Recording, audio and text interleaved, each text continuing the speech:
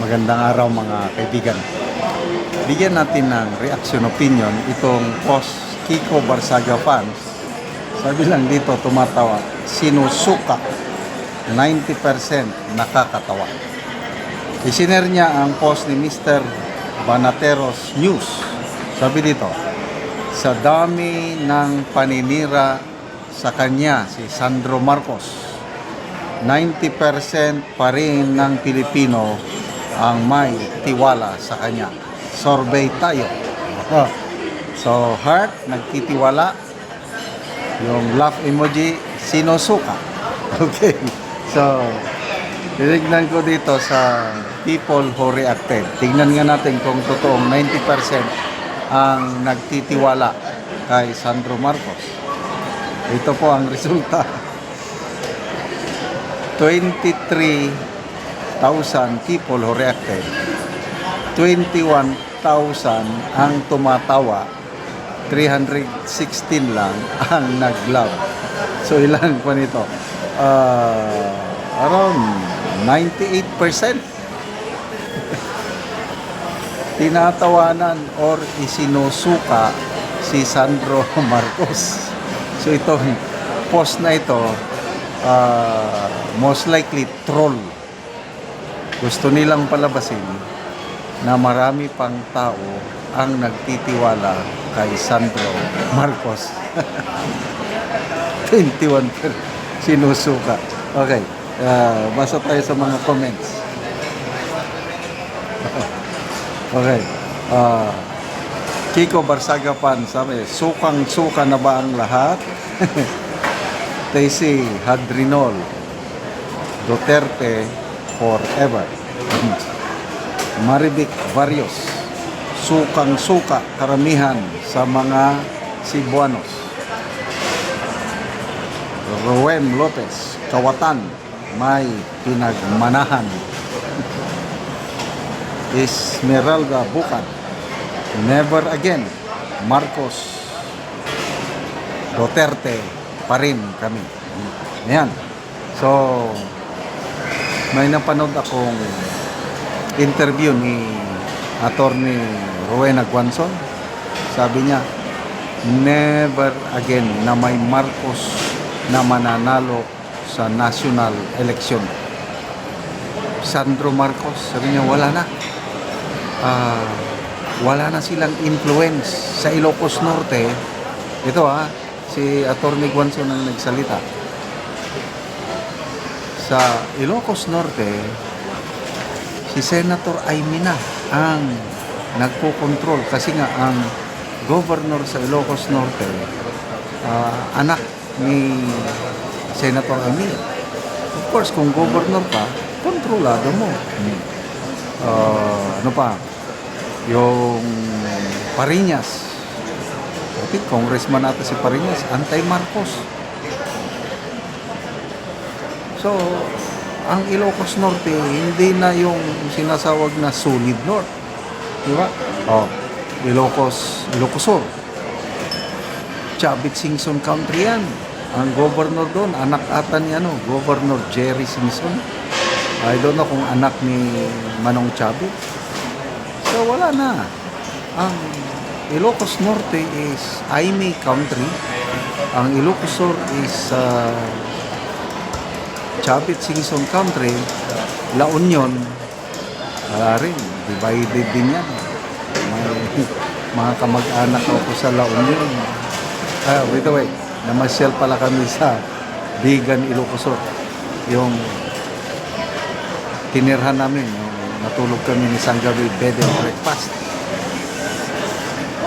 Habang nag-vlog ako sa umaga, yung may-ari, sabi niya, kilala ko ang boses na yun. Narinig niya ang boses ko. Subscriber ako nun. Ang kausap niya, ang wife ko.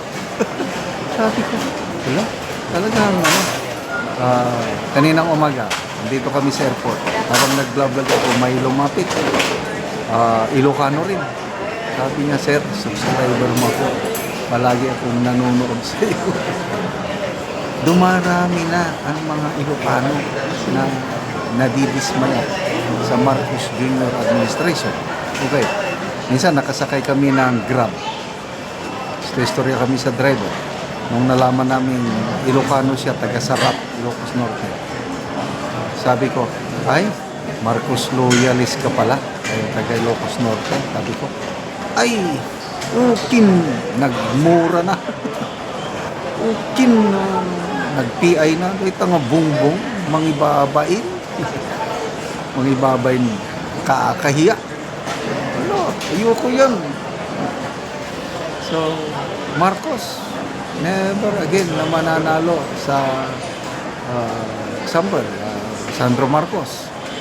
Ito yung project nila na susunod sana na magpresidente after Romualdez. Wala na. Kasi nga ayaw nilang pasingitin si BP Sara. Kaya nga na break ang unity dahil yung usapan, informal na usapan noong 2022, Marcos muna ngayon, after Marcos, BBM, Sara naman. Eh wala, hindi nila sinunod yung usapan eh.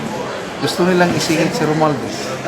Oh, anong sabi ni BP Sara? Ang gaba, dili magsaba. Oh, ngayon, wala na, Romualdez, out of the picture na. Oh, Sandro Marcos sa 2034. No way.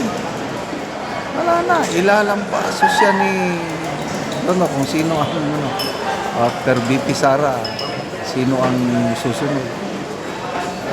Nung una, nung bago ko po itong unity, gustong gusto ko sana na Ferdinand Marcos Sr. naging presidente.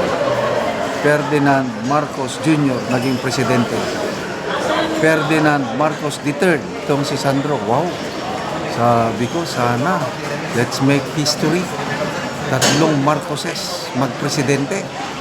Ganyan tayo, ganyan ako nung kauupo ng administrasyon ito. But ngayon, wala na. To me, never again, Marcos.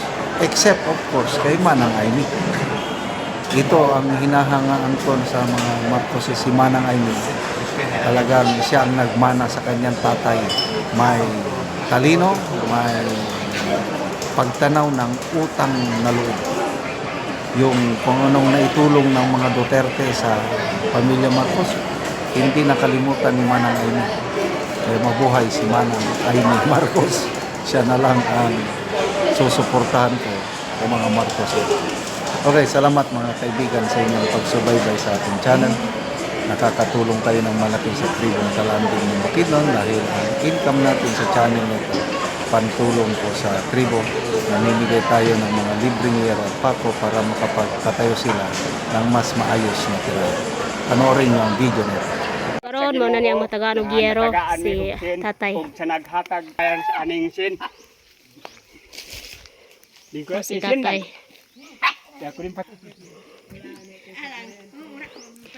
So mo ni ang balay ni tatay nga kawayan lang. So makita gid nimo nga Salamat gyud sa natagaan gyud siya giyero among tagaan. nga naisdan among atop. So si tatay mo ni ang kahimtang. Uy kayo kay kawayan lang tanan. Mi nga nataga. So mo ni ang ilang abuhan.